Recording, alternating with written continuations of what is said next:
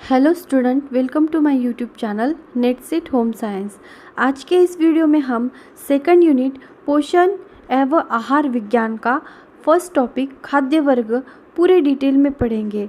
अगर आप इस चैनल पर नए हो तो प्लीज़ चैनल को सब्सक्राइब और शेयर ज़रूर कीजिएगा। तो चलो शुरू करते हैं आज का टॉपिक खाद्य वर्ग। तो खाद्य वर्ग क्या है? समान पोषक तत्व वाले खाद्य पदार्थों को एक समूह में रखने के पश्चात जो भिन्न वर्ग प्राप्त होता है उसे आधारिक खाद्य वर्ग कहा जाता है। तो खाद्य वर्ग किसे कहा जाता है कि जो समान पोषक तत्व वाले खाद्य पदार्थ होते हैं उन्हें एक अलग समूह में रखा जाता है। जैसे कि प्रोटीन, जिस खाद्य पदार्थ में प्रोटीन है वो सभी खाद्य पदार्थ एक समूह में, जिस खाद्य पदार्थ में कार्बोहाइड्रेट्स है वो सारे खाद्य पदार्थ एक समूह में। ऐसे समान पोषक तत्व वाले खाद्य पदार्थ को एक समूह में रखा जाता है और जो भिन्न वर्ग प्राप्त होता है उन समूहों का, उन्हें आधारिक खाद्य वर्ग कहा जाता है। आधारिक खाद्य वर्गों की रचना विभिन्न खाद्य पदार्थों में निहित पोषक तत्वों के आधार पर की जाती है। तो आधारिक खाद्य वर्गों की रचना कैसे की जाती है? विभिन्न खाद्य पदार्थों में निहित पोषक तत्वों के आधार पर की जाती है।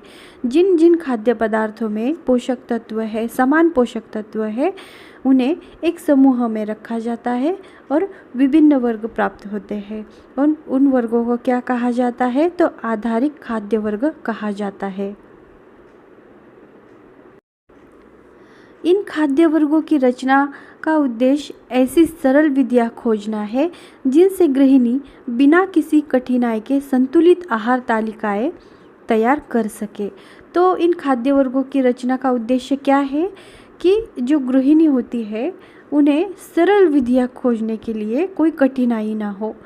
जो गृहिणी होती है वो संतुलित आहार तालिका तैयार कर सके, इसलिए खाद्य वर्गों की रचना की जाती है। खाद्य वर्गों की संख्या जितनी कम होती है, गृहिणी को दैनिक आहार में खाद्य पदार्थों का चयन करने में उतनी ही सहायता प्राप्त होती है। उल्लेखनीय है कि पोषक तत्वों का उचित संतुलन बनाए रखने के लिए भोजन बनाते समय प्रत्येक वर्ग में से एक खाद्य पदार्थ का चयन अवश्य करना चाहिए। 4 खाद्य वर्ग, 5 खाद्य वर्ग, 7 खाद्य वर्ग, 11 खाद्य वर्ग आदि प्रमुख खाद्य वर्ग है। तो अब हम देखते हैं प्रमुख खाद्य वर्ग कौन से हैं और उनमें क्या क्या आता है। तो उसमें पहला है 4 खाद्य वर्ग। तो 4 खाद्य वर्ग में क्या क्या आता है? दूध वर्ग आता है और दूध वर्ग में आता है दूध, दही, पनीर, छेना, खोया। दूसरा आता है सब्जी व फल वर्ग। उसमें आता है खट्टे फल व सब्जियाँ, सूखे मटर, बीन्स, फलियाँ, काष्ठ फल, दालें आदि आता है सब्जी व फल वर्ग में। तीसरा होता है मांस वर्ग। मांस वर्ग में आता है मांस, कलेजी, वृक, मछली, मुर्गा, अंडा इत्यादि आता है मांस वर्ग में। चौथा होता है अनाज वर्ग।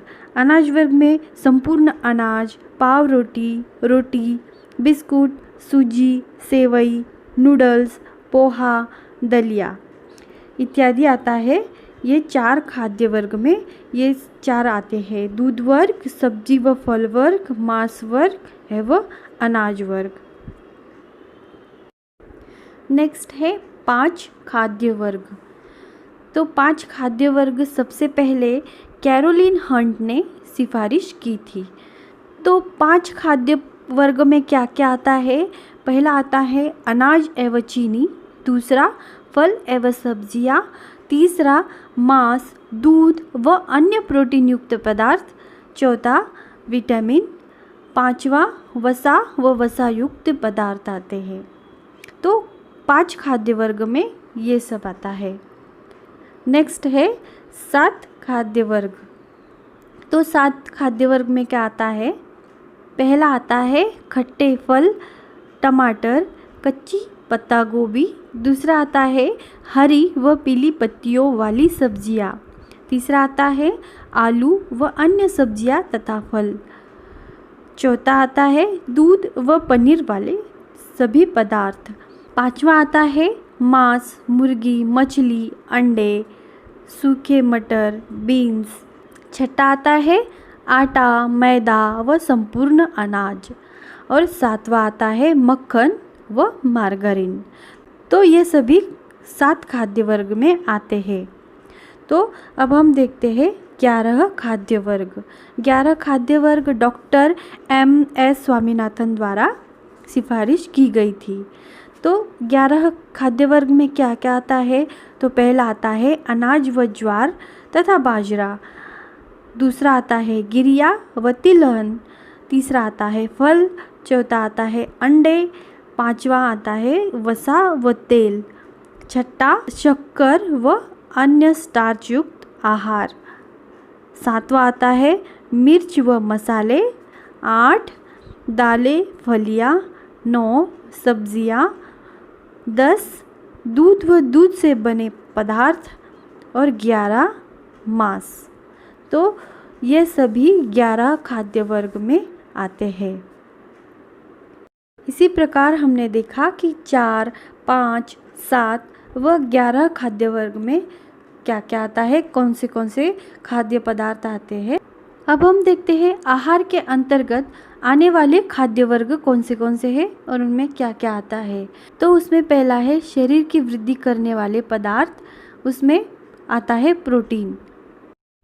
तो प्रोटीन 2 साधनों से प्राप्त होता है। तो पहला साधन है प्राणिज साधन और दूसरा वानस्पतिक साधन। तो प्राणिज साधन में आता है मांस, मछली, अंडा, दूध। इन सब में प्रोटीन पाया जाता है। तो इन्हें क्या कहा जाता है? प्राणिज साधन। मांस, मछली, अंडा, दूध, इन सब पदार्थों में, इन सब खाद्य पदार्थों में प्रोटीन पाया जाता है। दूसरा है वानस्पतिक साधन।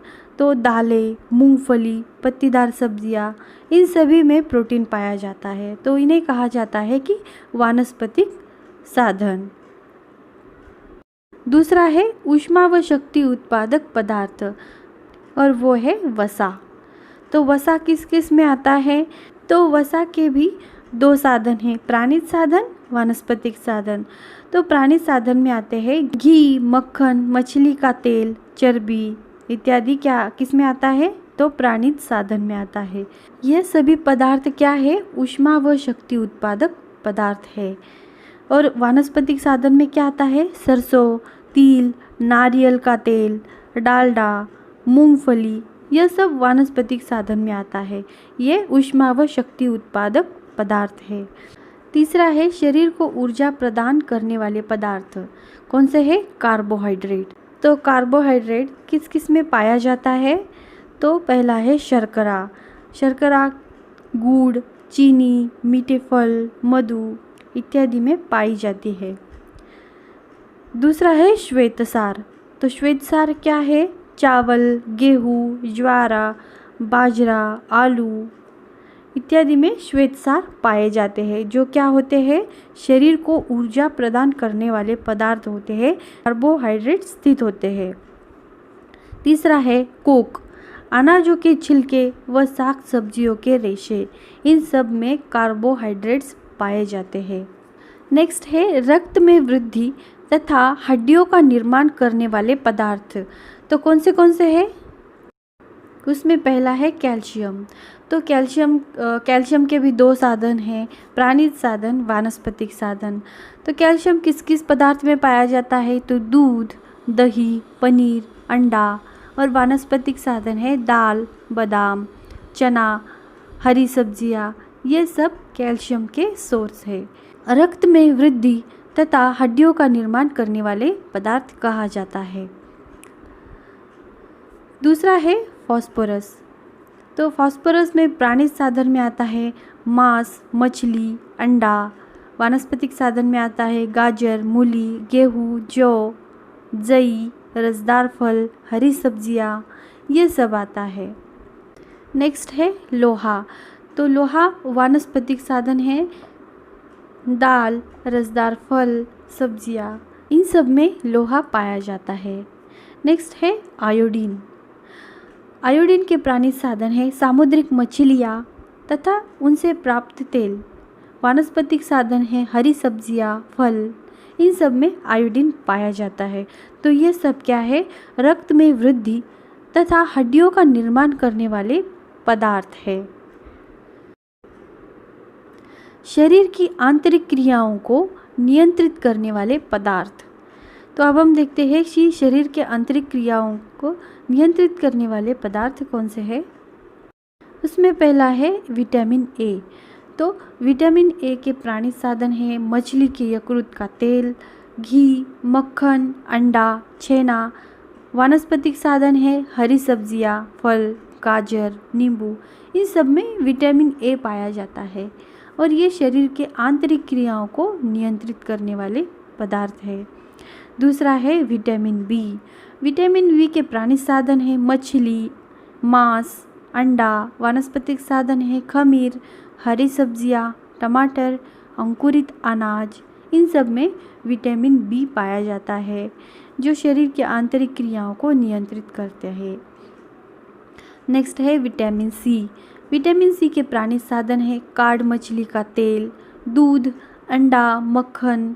वानस्पतिक साधन है नींबू, संतरा, टमाटर, हरी सब्जियां, फल, गाजर, इन सब में विटामिन सी पाया जाता है। नेक्स्ट है विटामिन डी।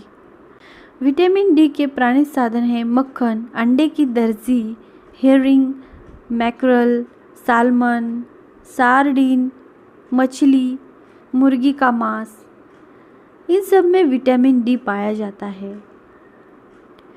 और नेक्स्ट है विटामिन ई। विटामिन ई के वानस्पतिक साधन हैं मेवे, तेल, अनाज, दालें, इन सब में विटामिन ई प्रचुर मात्रा में पाया जाता है। नेक्स्ट है विटामिन के। तो विटामिन के प्राणिज साधन है यकृत, अंडा, गुर्दा। वानस्पतिक साधन है फूलगोभी, हरी सब्जियां, गाजर, आलू, इन सब में विटामिन के पाया जाता है। ये सब शरीर की आंतरिक क्रियाओं को नियंत्रित करने वाले पदार्थ है। तो स्टूडेंट, खाद्य वर्ग यह टॉपिक पूरा कवर हो गया है। आशा है आपको यह वीडियो पसंद आया होगा। अगर इस टॉपिक से रिलेटेड कोई भी क्वेश्चन या क्यूरी हो तो प्लीज़ कमेंट बॉक्स में कमेंट करके पूछ सकते हैं। आज के लिए इतना ही। Thanks for watching. मिलेंगे नेक्स्ट वीडियो में।